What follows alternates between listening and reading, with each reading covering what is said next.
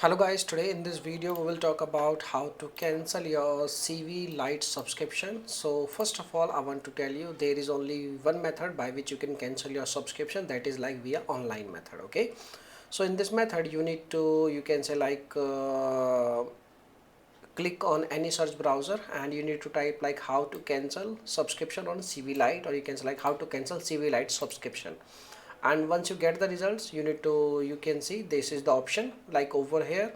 The first one result, when you click on first one result, it will redirect you to on this window. On this window you can see over here there is an option like you need to provide your registered email address. Okay, and once you provide your registered email address, you just need to simply click on cancel subscription.